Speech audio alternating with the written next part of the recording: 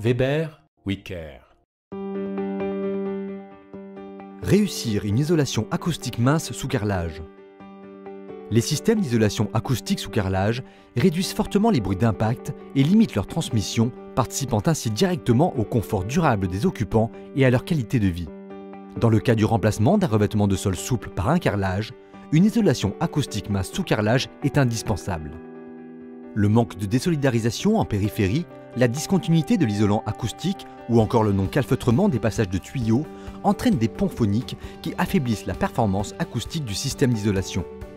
La préservation des volumes conduit à rechercher des systèmes d'isolation acoustique de faible épaisseur. Pour isoler un plancher contre la transmission des bruits d'impact avec un système mince sous carrelage, utilisez les outils habituels du carreleur. Les matériaux: un kit d'isolation acoustique Weber 6 acoustique, une colle pour isolant acoustique Weber 6 acoustique, un ragréage fibré autolissant Weber 6 acoustique, un mortier-colle amélioré Weber Colle Pro, un mortier de jointoiement souple Weber Joint Flex, un joint élastomère Weber Fugue 881, des profilés de désolidarisation, un seuil de porte désolidarisé. Différents supports sont admissibles, en neuf comme en rénovation: chape ciment, dalle béton, chape anhydrite, panneaux de bois, ancien parquet, ancien carrelage. Ces supports doivent être lisses, stables, propres, soigneusement dépoussiérés et ne doivent pas présenter de défaut de planéité supérieur à 3 mm sous la règle de 2 m. L'isolation acoustique sous carrelage traitée dans l'exemple qui suit est réalisée sur dalle béton. Voici maintenant comment procéder. À l'aide d'un cutter, prédécoupez les lais aux dimensions de la pièce. Appliquez au peigne une couche de colle pour sous-couche acoustique prête à l'emploi, 200 à 300 g par mètre carré. Laissez gommer la colle sans dépasser 30 minutes. Posez les lais prédécoupés comme une moquette, puis les maroufler de façon à chasser l'air et à assurer un encollage sur la totalité de la surface. Pontez les jonctions entre les lais avec la bande de pontage. Positionnez ensuite la bande périphérique sur une largeur de 1 cm sur la sous-couche et la remonter ensuite sur la paroi verticale en formant un angle droit. L'efficacité du système dépend du soin apporté au traitement des points singuliers.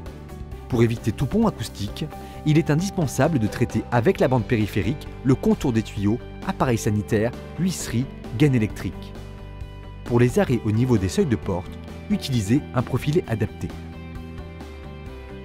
Répartir les témoins d'épaisseur auto-adhésif sur la sous-couche. Gâchez le ragréage à l'aide d'un malaxeur électrique lent avec 5 litres d'eau par sac de 25 kg pour obtenir un mélange homogène.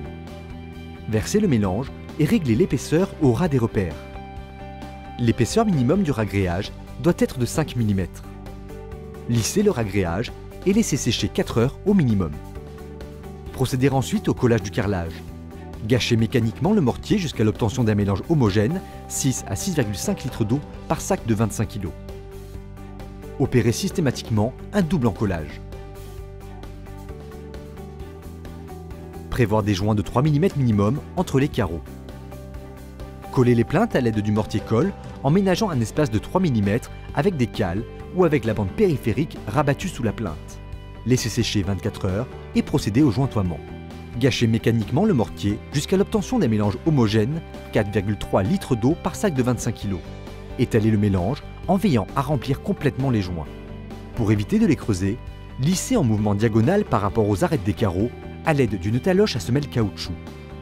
Avant le séchage complet du joint, enlevez l'excédent du mortier à l'aide d'une taloche éponge fréquemment rincée et essorée. Terminez avec un chiffon sec. Arasez la bande périphérique sur le pourtour de la pièce. Remplir le joint sous plainte avec un mastic élastomère.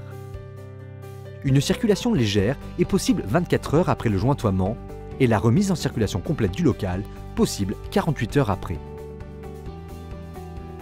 Nos conseils. Si le support possède des défauts de 3 mm sous la règle de 2 m, procédez à un ragréage. Pour une efficacité maximum, toutes les cloisons séparatives doivent être posées avant la mise en place du système. Désolidarisez le revêtement à chaque traversée de canalisation ou autre point dur. En cas de continuité du carrelage, réalisez un joint de fractionnement à chaque seuil de porte et tous les 40 m² ou 8 mètres linéaires. Si le ragréage n'est pas réalisé juste après la pose de la sous-couche, protégez celle-ci pour éviter toute dégradation.